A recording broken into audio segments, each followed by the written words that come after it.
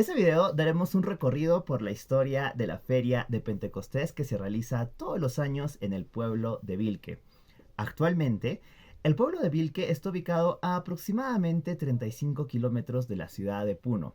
Tiene unos pocos centenares de habitantes y ya no evoca la importancia de su pasado como lugar de la principal feria del sur peruano en el siglo XIX hasta la llegada del ferrocarril en el año 1874 a Puno. Antes de comenzar, quiero hacer algunas aclaraciones. 1. La intención de este video es acercarse lo máximo posible a la verdad objetiva. Por esta razón, utilicé la metodología de análisis de contenido para hallar posibles subjetividades de las fuentes orales y escritas que escogí, así como para valorar su confiabilidad bibliográfica. El análisis de contenido, al ser una técnica científica, nos apoyará a alcanzar cierta objetividad, pero sabemos que la conducta humana es impredecible, así que no podemos confiar absolutamente en estos resultados. 2. Soy consciente que a las fuentes no se les cree, sino se las pone en contraste. Y es por eso que realicé la respectiva comparación de fuentes para encontrar posibles contradicciones, así como para complementar la información y hacerla más sustanciosa. Así que, comencemos.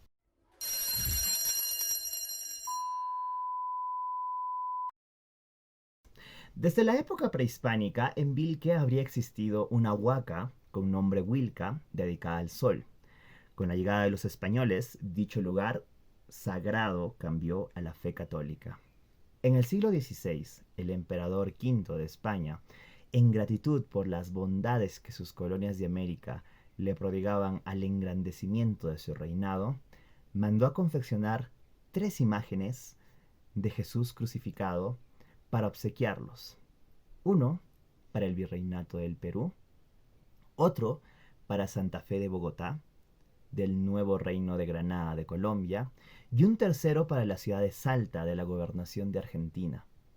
Las 3 imágenes, debidamente embaladas, llegaron a Lima para ser distribuidas a sus respectivos lugares, y así fue que el Virreinato del Perú se quedó en Lima, el de Nueva Granada en Santa Fe, y el tercero, según los testimonios de los encargados de transportarlo a Salta, Argentina, contrataron a unos arrieros para que a lomo de bestia lo transporten. Estos se encaminaron con la sagrada imagen hacia el sur del país, donde, forzosamente, después de varios meses de peregrinaje, llegaron a Vilque, donde había un tambo en donde pernoctaban los viajeros. Aprovechando el mediodía, decidieron descansar y comer sus meriendas, descargaron el embalaje y más tarde, al anochecer, reunieron sus acémilas. Y cuando quisieron cargarlo, ya no podían. Simplemente, a pesar de los esfuerzos, ya no se podía cargar. Hay muchas versiones de por qué la imagen de Jesús crucificado se quedó en Vilque. Una es que las mulas se negaron a avanzar, porque estaban bien tercas. También se dice que la imagen pesaba tanto que era imposible cargarla, como en la historia que escuchamos anteriormente. Y la más fantástica cuenta que la imagen salió del baúl sin intervención humana y apareció a faldas del cerro Quelhuani. Pero todas estas historias tienen una misma interpretación. Había una señal divina que indicaba que la imagen debía quedarse allí.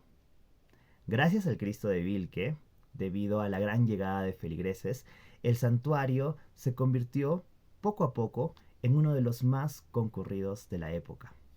En documentos coloniales del año 1689 se expresa lo siguiente. Existe gran cantidad de peregrinos que vienen en romería al santuario de Vilque, fieles de diversas provincias, con gran devoción.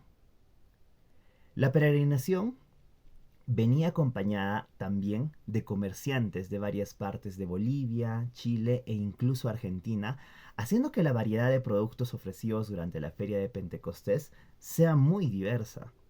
Según las declaraciones del historiador René Calcín, esta feria habría tenido sus inicios con un mayor realce y esplendor aproximadamente entre los años 1720 en adelante. Esta información es corroborada por el padre José María Blanco, que escribe en el año 1834 durante sus visitas al sur del Perú lo siguiente.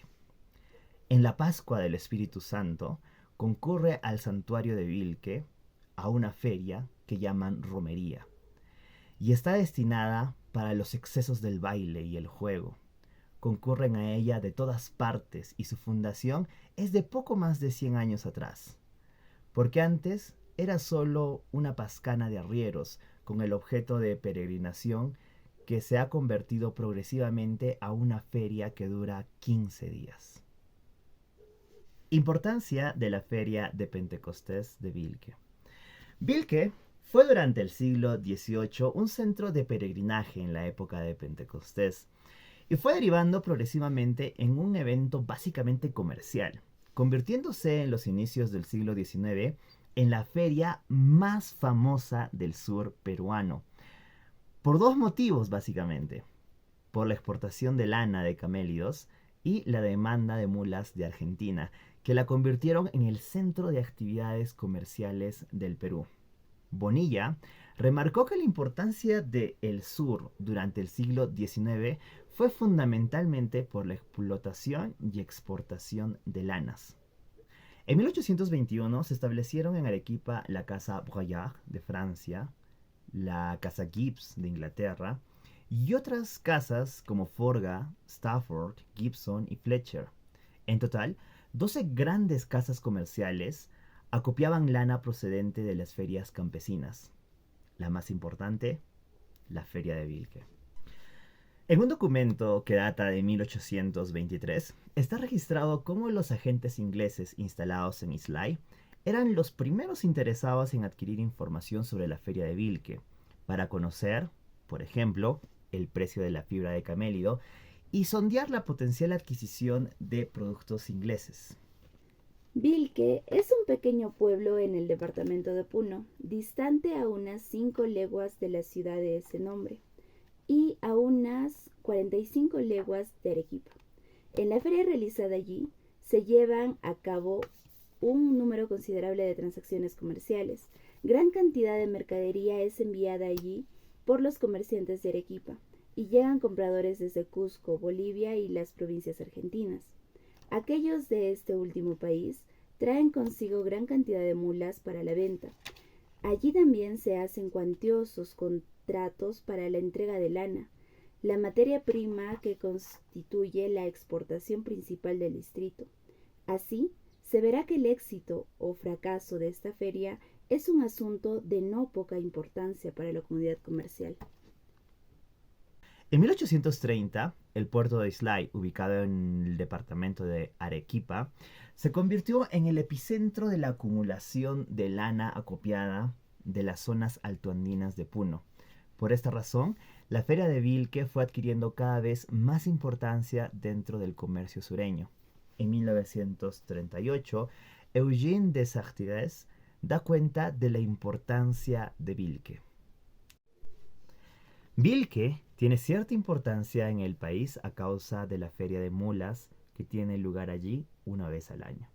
Se traen mulas de Tucumán, provincia de la República de La Plata, y se emplean 4 meses en realizar el viaje. De Vilque se distribuyen a todo el Perú. Pero no todo es color de rosa. Como en todas las ferias importantes, hubieron ciertos declives, porque la feria también pasó por malos momentos. Uno de estos declives más importantes fue en el año 1858 debido a la guerra civil que se libró en el Perú, producto del levantamiento conservador en Arequipa, que acusaba a la Constitución de 1856 como liberal. Esta guerra es considerada como una de las más violentas del Perú y dejó secuelas directas sobre la economía del sur altiplánico. A pesar de los conflictos, la feria continuó creciendo, como afirma Marjan en 1860. Fuera del pueblo habían miles de mulas de Tucumán esperando que los arrieros peruanos las compraran. En la plaza Había puestos de todo tipo de productos de Manchester y Birmingham. En lugares más apartados había polvo de oro y café de Carabaya, plata de las minas, cortezas y chocolates de Bolivia, alemanes con cristalería y prendas de lana de punto, modistos franceses, italianos, indios, quechuas y aymaras en sus diversos trajes pintorescos, de hecho, todas las naciones y lenguas. El camino estaba repleto de personas que venían de Arequipa a la feria de Vilque, tenderos nativos, comerciantes ingleses llegados a concertar sus suministros de lana y una ruidosa compañía de arrieros en camino a comprar mulas y armados hasta los dientes con pistolones, viejas armas e inmensas dagas para defender sus bolsas de dinero. Las mulas que llegaban de Tucumán, del antiguo virreinato de La Plata, se distribuían por todo el Perú y era una continuidad de un gran intercambio iniciado en la época colonial y sostenido hasta la segunda mitad del siglo XIX. Pero la feria de mulas no siempre fue hecha en Vilque, ya que en 1773 se afirmaba que a 2 leguas de Puno, camino algo escabroso sin riesgo y de trotar, está el pueblo de Paucarcolla, en el que se proveen de mulas, correos y pasajeros con mucha prontitud, porque hay abundancia. La gran feria de mulas del sur peruano se realizaba entonces en Paucarcolla, pero al parecer, después del levantamiento de Tupac Amaru II, entre 1780 y 1783, la feria se tuvo que trasladar, eligiendo la localidad de Vilque, convirtiéndola así en el principal lugar de venta de mulas traídas desde las provincias argentinas, así como en un centro de acopio de lana, vendida por indígenas a intermediarios para la exportación a través del puerto de Islay en Arequipa.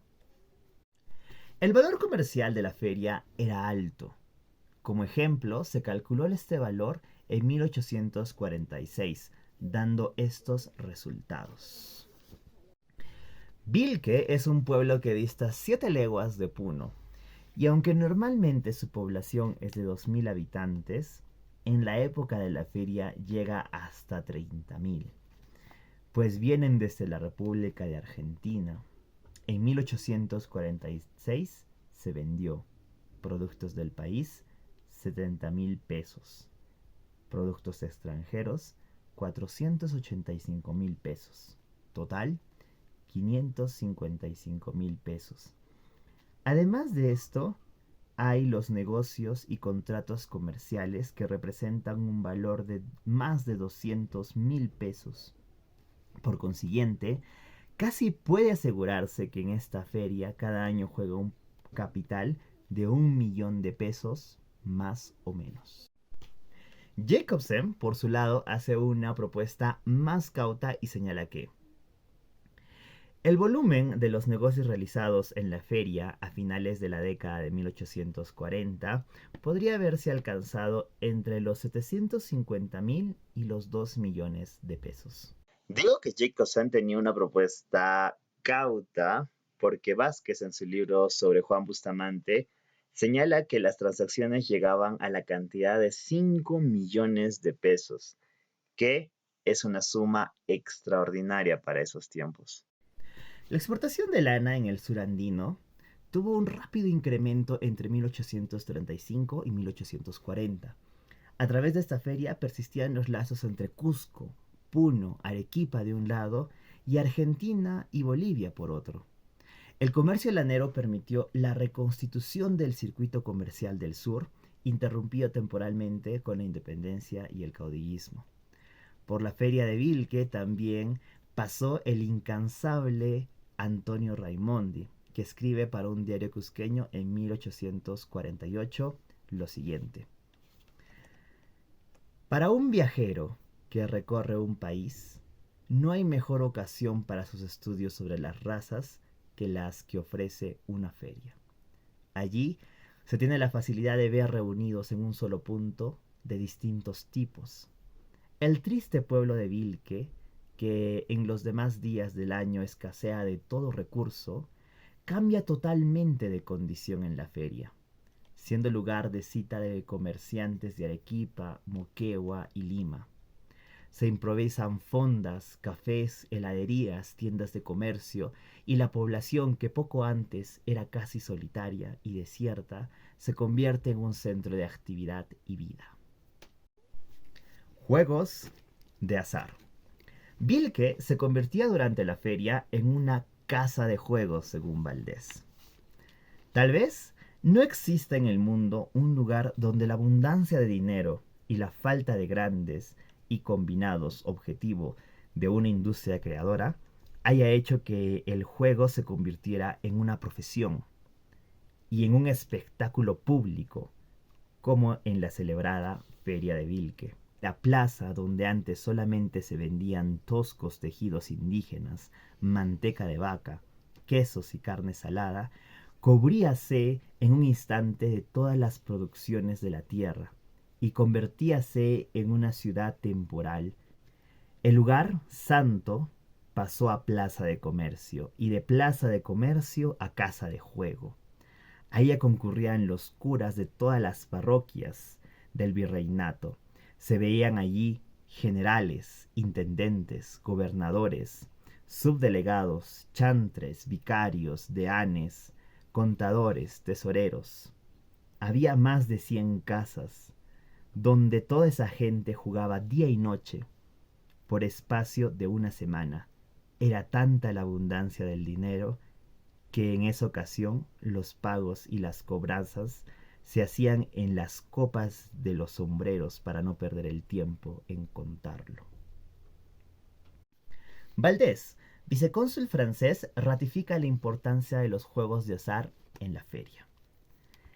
El aspecto de un campo de batallas después del combate no es menos siniestro que el de un salón de juego peruano alumbrado por las primeras claridades del alba.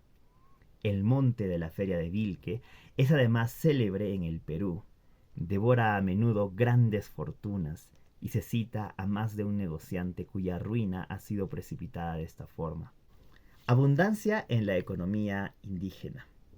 La feria de Vilque fue la más clara expresión de las economías indígenas, ya que eran los productores de la fibra, es decir, los indígenas, los que se beneficiaban directamente por su trabajo. Y surge una pregunta clave que debemos hacernos. ¿Qué hicieron los indígenas con las ganancias obtenidas por el comercio de la lana? Clemens Marham sugirió que usualmente enterraban este ingreso en metálico y no daba la vuelta al dinero gastándolo inmediatamente en productos importados. Entre el campesinado del altiplano, los entierros podrían efectivamente haber sido un sentido común de ahorrar dinero para grandes gastos especiales, como bautismos, matrimonios y funerales. Esto es una forma de consumo diferido. Jacobson agrega, entre la élite de Puno, aún florecía en las décadas de 1850 y 1860 una leyenda según la cual los campesinos indígenas habían enterrado unos 10 millones de pesos bolivianos que eran sus ingresos procedentes de la creciente venta de lana, un dinero que de este modo desapareció de la circulación. Esa salida de dinero de la circulación era habitual porque en ese entonces el trueque era una forma normal de intercambio de productos domésticos, haciendo que el dinero sea obviamente innecesario para estas transacciones.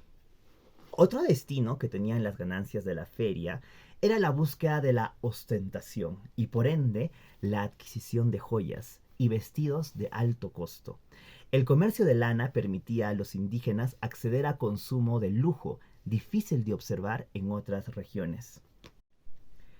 La joyería se vende fácilmente en la sierra y lo que llama la atención es que mientras más bella es esta, más la venta está asegurada, pues contrariamente a los mercados de la costa, ningún artículo falso puede ser colocado ahí. No es raro ver a una india vestida con los tejidos más toscos, llevando un collar de 2 y hasta 300 piastras. Las sortijas con las cuales aman tanto adornarse no valen menos de 100 o 200 piastras, y a menudo más que eso.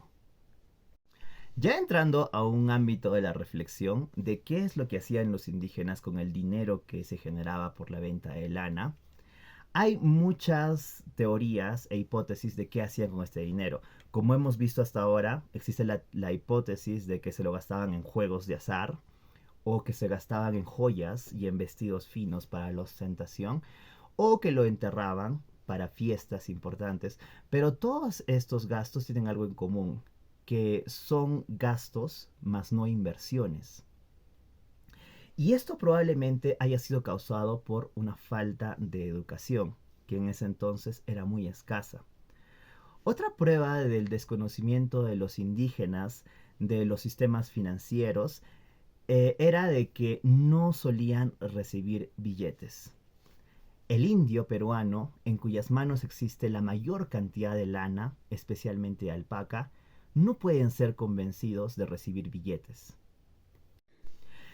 Esa falta de utilización de monedas y billetes obviamente frenó el comercio en su momento y no permitió desarrollar un sistema bancario que permitiera capitalizar el dinero.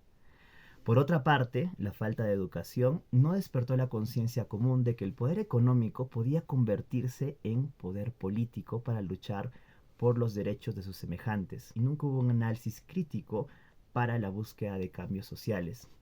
Los indígenas no sacaron ventaja del sistema capitalista cuando éste les dio la oportunidad de tener ahorros en abundancia. Decadencia de la feria de Pentecostés. Pero esta autonomía de los vendedores indígenas fue disminuyendo progresivamente en forma paralela a la expansión de las haciendas en tierras de pastoreo y a la violencia instalada con ella entre 1890 y 1920, que incentivó a la decadencia progresiva de la feria de Vilque, ya que los hacendados vendían la lana directamente, prescindiendo de esta feria. La construcción del ferrocarril entre los años 1870 y 1874 desde la ciudad de Puno a Arequipa contribuyeron también a la creación de nuevas rutas comerciales. En 1873 se instaló la estación ferroviaria de Juliaca, de donde se repartió un ramal hacia Cusco. Fue el inicio del fin de la gran feria de Vilque. La llegada del ferrocarril a Puno permitió el surgimiento de Juliaca como un nuevo foco comercial del altiplano y el sur andino, despojando a la feria de Vilque de su pasada importancia. Aunque es cierto también que el ferrocarril no reemplazó al transporte con llamas y mulas de la noche a la mañana. Hasta 1920, casi el 20 o 25% de la lana exportada era transportada aún hasta Arequipa a lomo de bestia. En conclusión, la llegada del ferrocarril y el incremento de la expansión de las haciendas hicieron que la feria perdiera su importancia articuladora. Actualidad. Existe actualmente una danza en Vilque llamada Los Tucumanos, danza inspirada en los arrieros argentinos que viajaban cabalgando desde Tucumán, arreando caballos y mulas para negociarlos en la feria de Vilque. En Salta, Argentina, se rinde culto hasta la actualidad al señor de Vilque, en el pueblo de Sumalao. Justamente de estos lugares provenían las mulas al sur del altiplano. Estos dos hechos, la danza de los tucumanos y la adoración al señor de Vilque en Argentina, evidencian la conexión histórica de estos lugares. Conclusión. Si los propietarios de los animales fueron los campesinos indios de la región, queda algo pendiente por responder. ¿Por qué, si esta feria era fundamental para la economía indígena, no se logró que los productores invirtieran sus ganancias e hicieran construcciones importantes para recibir a cada vez más gente? Niels Jacobson concluye que entre 1830 y 1870 habían economías campesinas exitosas durante la fase del ciclo lanero. La economía tenía un gran dinamismo previo a la expansión abusiva de las haciendas a costa de tierras de las parcialidades, proceso que, si bien se insinúa desde 1850, adquiere niveles avasalladores en la última década del siglo XIX, quitando no solo las tierras a los indígenas, sino también la autonomía de sus circuitos comerciales. No se conocen, desafortunadamente, los mecanismos de las transacciones comerciales establecidas entre las casas comerciales y los campesinos ganaderos, las formas de captación de la lana, los niveles de los precios, las tasas de los beneficios, las formas de organización de los campesinos ganaderos. Como indica Bonilla, desafortunadamente no se conoce aún la organización social y económica alrededor de la Feria de Vilque a detalle, que nos permitiría entender la economía indígena antes de la llegada de las haciendas, por lo que es pertinente continuar con muchas más investigaciones. Gracias.